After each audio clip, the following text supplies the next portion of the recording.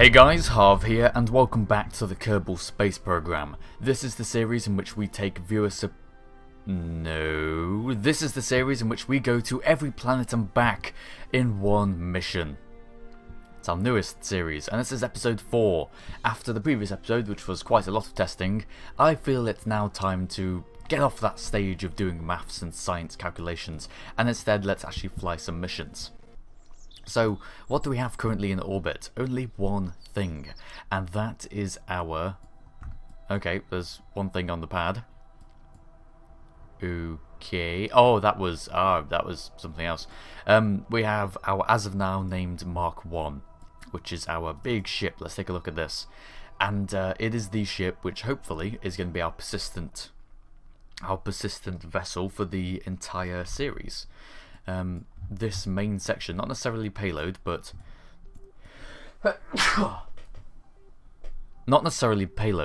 definitely this section here with this nuclear engine, side-mounted fuel tanks, half tank in the middle, advanced SAS, command capsule, one docking port, RCS and RCS thrusters, and fuel lines, and some struts that are hopefully going to disappear. But yeah, so this is going to be the persistent thing. This payload we're hoping can make it down off of planet and back up into orbit. It has the Delta V to do it on Moho. Will it have the Delta V to do it elsewhere? We shall find out. And this is just the remnant of a launch stage, which will hopefully help us get on our way and help us increase the amount or decrease the amount of fuel required for us to take out of the tanks over here. But other than that, everything seems to be going in order to plan. The current objective now is to send some fuel tankers along to Moho with us, because going to every planet and back, of course, we're going to start with the innermost planet. So we'll load up the thing that we built right at the end of the last episode, and that was named Refueler Mark 1. Didn't name it in the last episode, named it afterwards for some reason. But yeah, the named Refueler.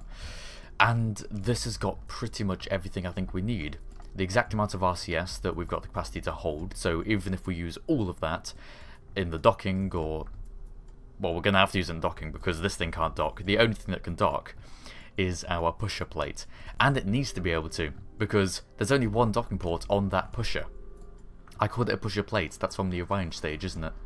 The pusher plate that nuclear bombs explode underneath and pushes it upwards. No, the pusher stage has only got one docking port, so it needs to undock from the payload it's carrying, come over here, dock with this, refuel, go back, dock with the payload again, and then continue on its way. It was a design flaw, and I think it's not too massive one. It's inconvenient, certainly, but I don't think it's worth launching another rocket to make up for it. So yes, this is what we're doing. And unless I've missed something drastic, we've got energy generation, we've got fuel. We are ready to go. I think we're ready to go and put this alongside our craft in orbit. Haven't done Delta V specs on it, but I'm pretty sure it's definitely got enough to get us to Moho. So, and because and the nature of this mission is going to be a bit complicated as well. If we put this onto the pad. It's going to be a bit complicated because there's only one timing for Moho, and we're at it right now. If we send a ship there, get it into orbit, and then come back to launch another one, we'll have missed the window. So we have to launch them both pretty much at the same time. That means doing a burn, and then doing another burn, and then correcting and correcting, you know, switching backwards and forwards from ship to ship. A maneuver that I've done twice, but quite a long time ago. Okay, so I suppose... we do really want to rendezvous. Do we want to rendezvous them? No, we don't want to rendezvous them. We might miss our timing. So about here is probably perfect, I suppose. We don't want to have them next side by side because we can't literally burn them at the same time. Okay, let's just go like this. Turn off gimbal. And now let's get this thing into orbit.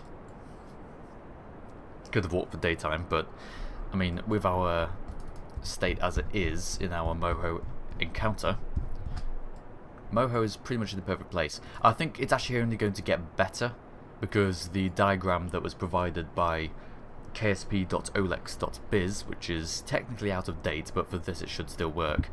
That diagram was actually, I think it was actually, Moho was a bit more along its orbit. But no matter. I have a feeling we've run out of these tanks. Nope, nope, we're still going. My mouse feels a bit less responsive. There we go.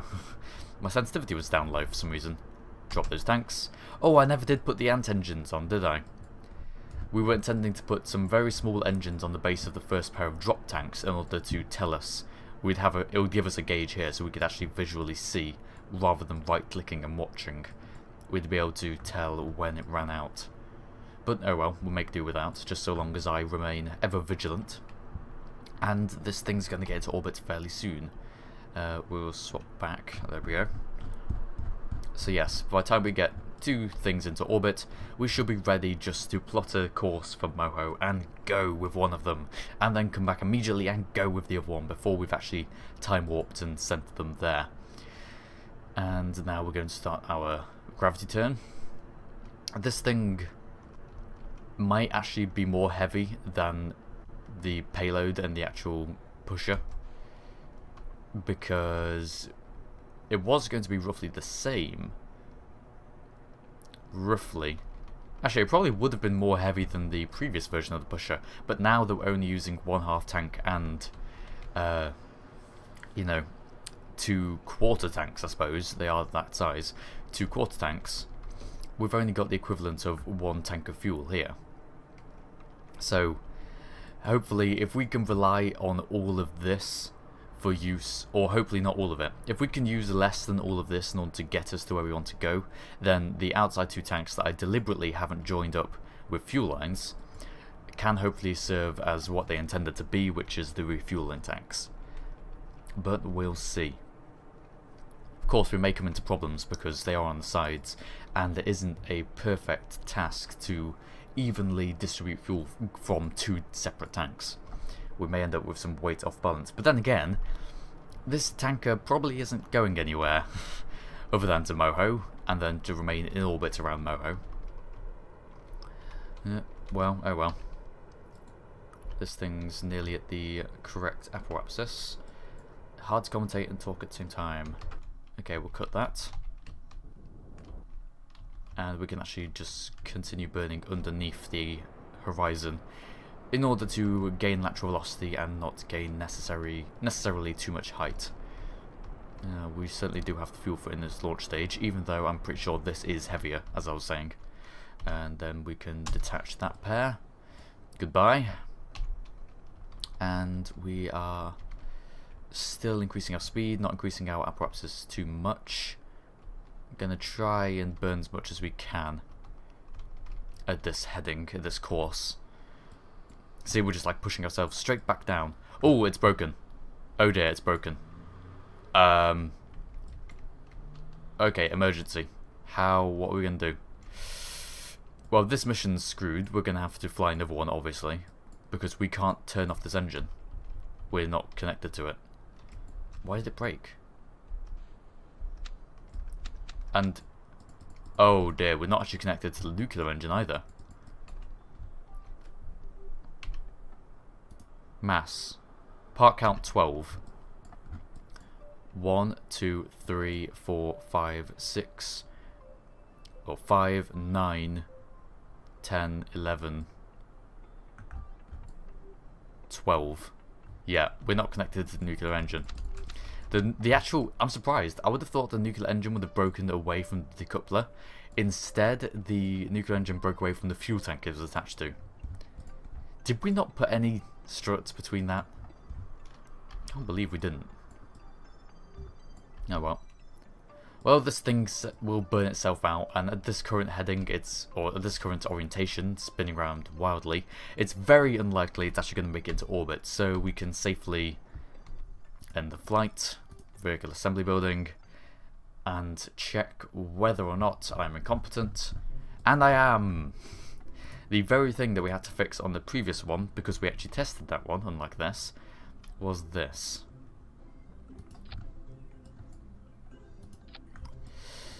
Now that should make all the difference, hopefully, but just to be sure, I'm going to actually place another 2 here and put them on there. Like that. There we go. Ah, I'm stupid.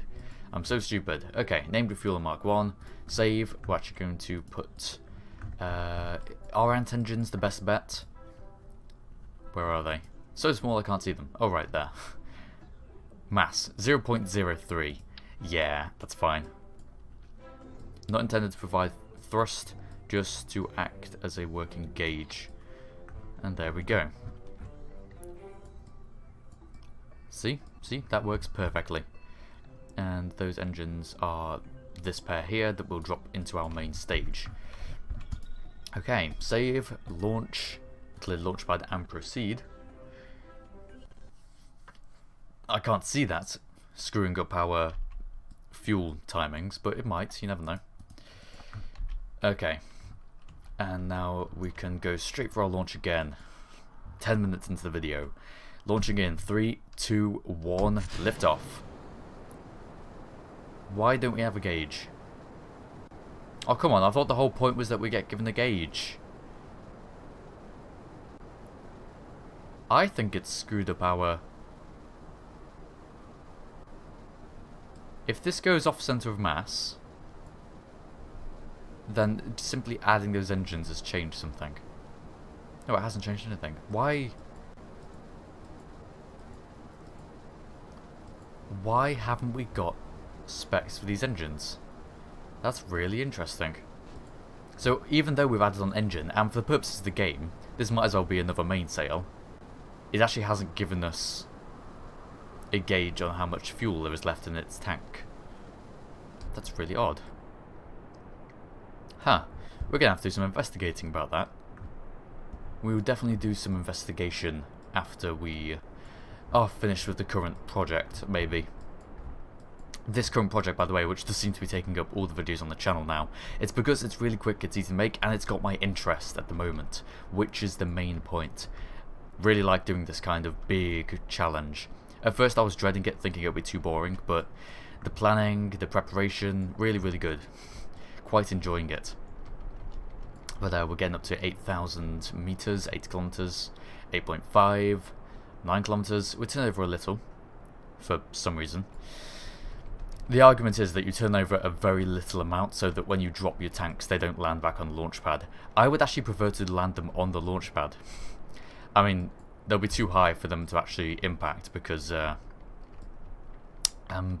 what was it? Once they're 2 kilometers away they disappear off the tracking station. But if we could drop them directly onto the launch pad, we could destroy the launch stage. Debris, it calls them. They're not debris, they're launch clamps. They're not going anywhere. They're obviously not going anywhere. Why would you keep them marked? Ah, need to fix that. That needs to be fixed. Launch clamps aren't debris. They're things that should be deleted or just not put on the marker. Oh, I don't know. They might be actually useful. If I didn't have that already shipped there, that should be fairly useful because they would tell me exactly how far away the base is. But having said that, it's still not debris. Okay, 90-degree heading, going at orbital velocities, 40 km apoapsis. No, that's incorrect. 70 km apoapsis because I spent too long up there. And I'm going to do exactly the same thing again as I point beneath the horizon. It's such a waste of fuel doing this, because it's basically counteracting the exact burn we've been doing. But I don't see a way to really avoid having to do it. I mean, burning just at the apoapsis is a bit risky when you're on such a high orbit and then such a quick descent back down to the Kerbal. Or high trajectory, suborbital trajectory. But never mind. I mean, we do still increase our lateral velocity no matter what. Detach those tanks. And point prograde once more. Just trying to keep everything equatorial. We need to burn northward a little, I think. Or is that towards the south? That's towards the south. No. It needs more north. Those pesky cylinders. Go on, burn north and try and raise our something just about there. That's fine. And by the way, I'm double clicking on that. There we go. Always get that problem. Like, I double click on it and it never seems to work. It just switches me to the planet. I guess you have to be selected onto the planet and then double click it in order to make that stay there. Really useful that is, though. It's something that should have been implemented a long time ago. But anyway, no matter. We're nearly at our apoapsis in about 7 seconds. 6, 5, 4. Start up the burn in 2, 1, and start burning. About 30 seconds usually does it. And now we should be able to burn into our orbit. Suddenly very quiet. There is no space music, is there?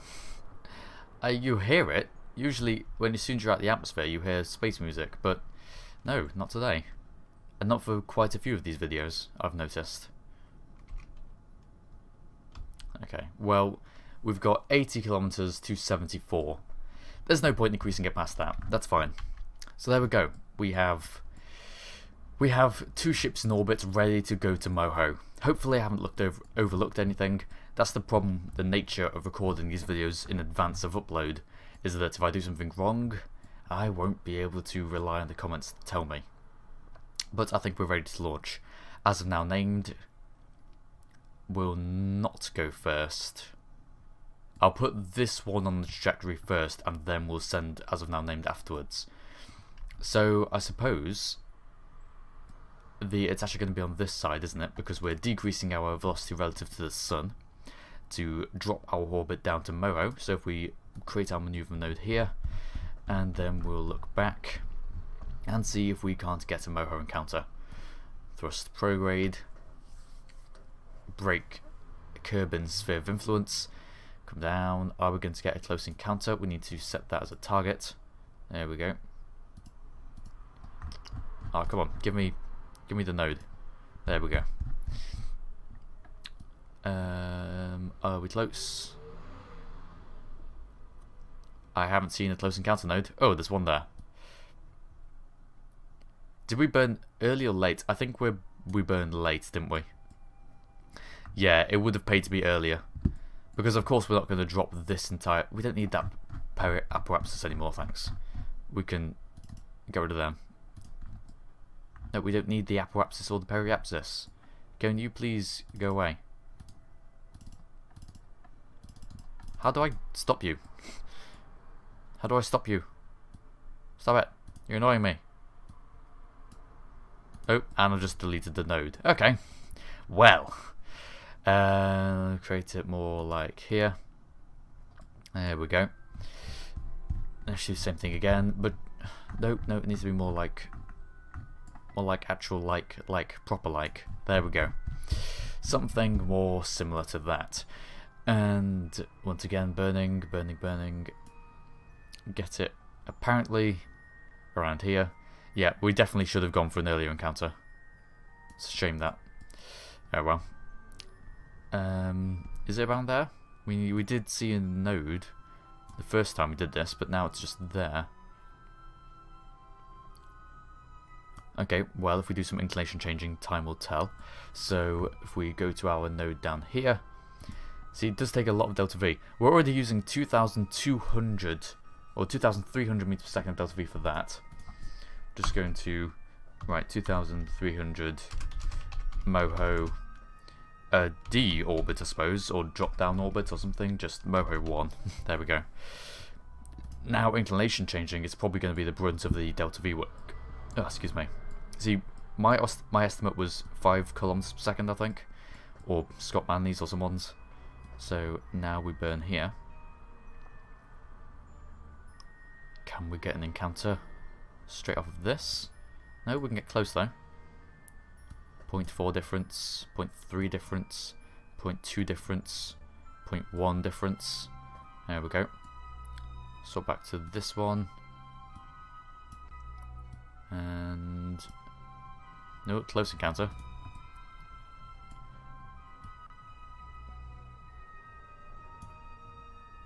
No difference in inclination. So now we just need to fumble around with our first node. And there's an encounter.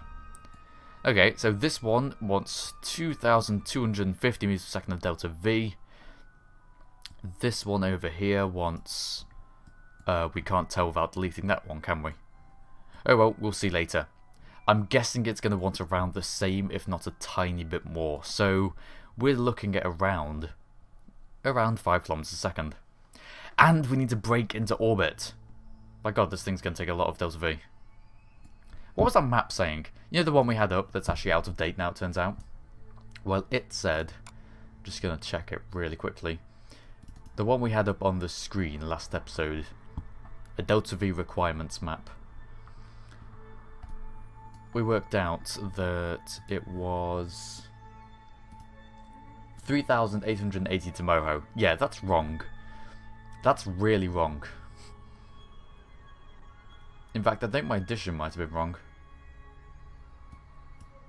In fact, I'm pretty sure my addition was wrong. Oh no, because it was only to low Moho orbit. No, I wasn't wrong. Hang on, and we've got a new updated map. How much more does it require? No, it says roughly about the same, actually. Why didn't they factor in inclination? Why? It'd be so helpful if they did. So now I'm actually worried about how much fuel we have. Oh well, we're going to go over it with this fuel tank, because that's the intention. Estimated burn is 2 minutes. Do we have 2 minutes in our payload? No, I mean in our launch stage. Oh well, I guess we'll find out. Let's quick save, because we can. Node is coming up in... I'm going to start burning at 2 minutes. Because if we run out of fuel with this payload within that time, that might make up for it. Actually, I'll say 1 minute 30. Okay, so 12 seconds. Need to burn towards... we need to burn towards our node. Oh, we have nothing to maneuver us apart from this vectoring engine. Oh dear. Okay. Come on, maneuver us. I'm sorry, I'm not meaning to deorbit. I just want to turn around. Come on, come on, come on. Steer, damn it. Why didn't I think of this? Turn. Oh, this is ridiculous. That is terrible. I've royally screwed this up. Okay. And now burn. And point us in the correct direction. Oops. Oh well. Should have thought of that. Massive ships with probes take a really long time to turn. Note to self. Okay, well, no matter now, we're burning at our node, and hopefully it shouldn't make too much difference. But whether we have... Do we have 1 minute of burning time left in this? No, I don't know. It's possible. It is possible. See, this may really help then. This launch stage may actually really help us. I was worried that we might not have enough delta V. Well, the launch stage may make or break that. And we can close this, and we have 7 minutes left of this mission, roughly. Or this episode. Ooh, is the launch stage going to be able to get us all the way down to that periapsis? We still have to do the inclination burn, remember? But for the first part of the burn, this is very helpful. But no, it's not going to be able to. We're definitely going to run out. Then again, this one's more heavy than the other one, so it may help us more with the actual ship itself. And we want to take this off, detach and burn, and it broke. Why on earth did it break? It just splintered. There's something odd going on with this engine. There's something really odd. Okay, disaster. We've sent a load of random debris up into an orbit.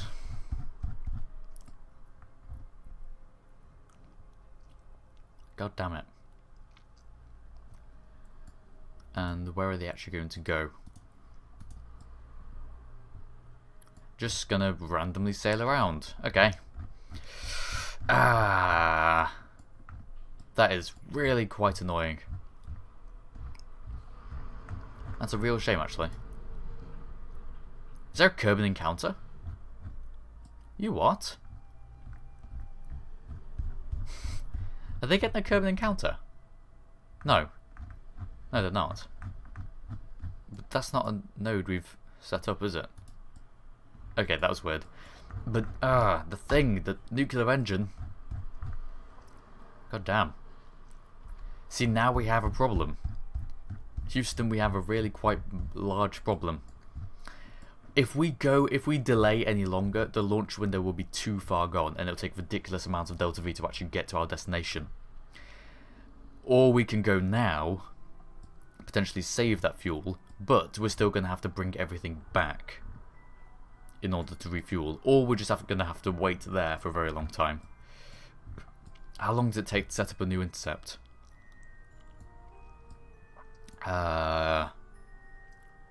Probably quite a while.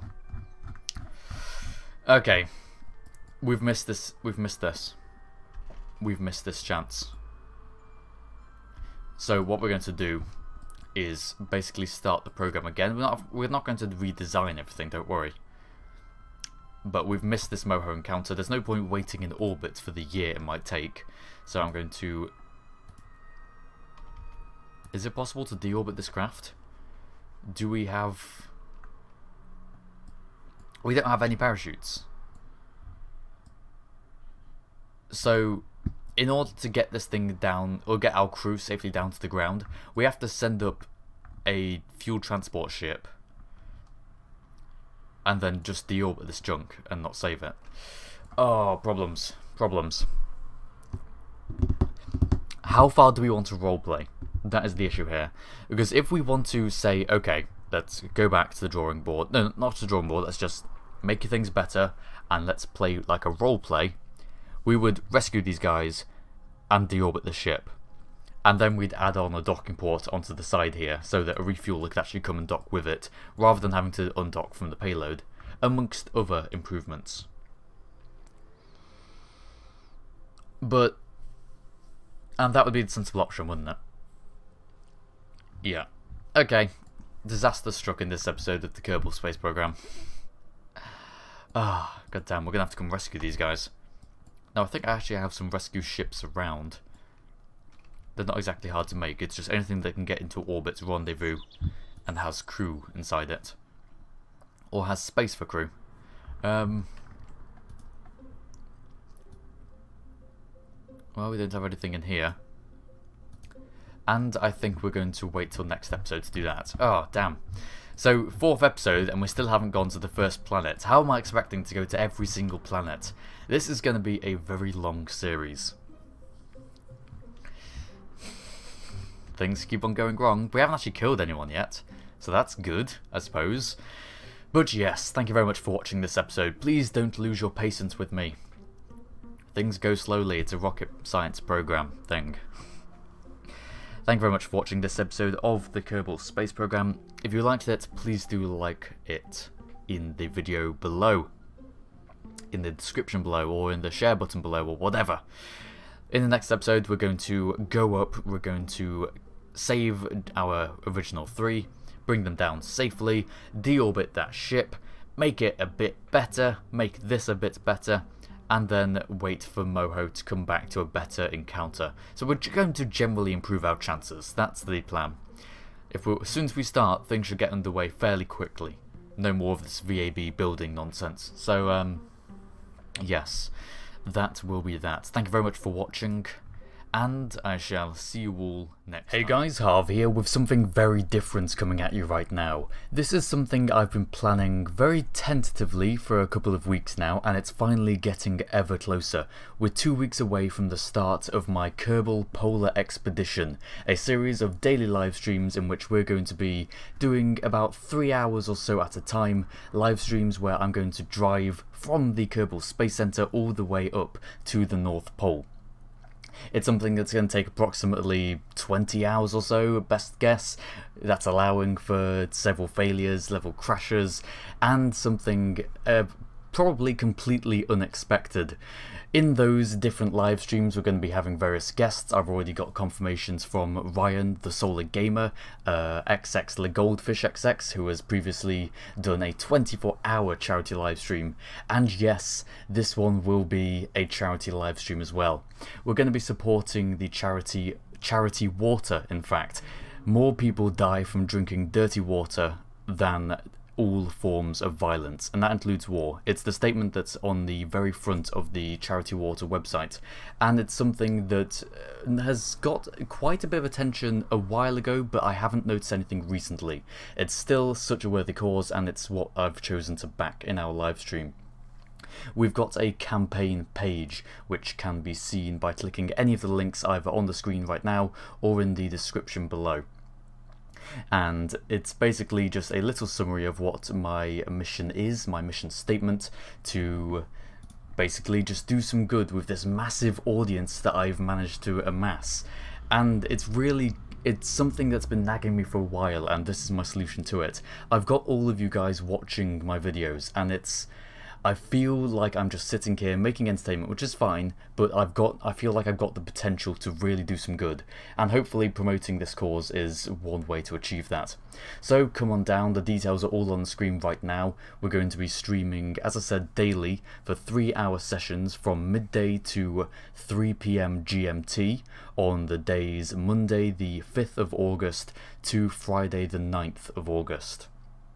It's a time when a lot of people are probably away on holiday, but hopefully there'll be many around to tune in. So please do come and support us, please do come watch the stream. Gonna have a lot of fun, probably a lot of hilarity will ensue, and I'm going to hopefully see you there.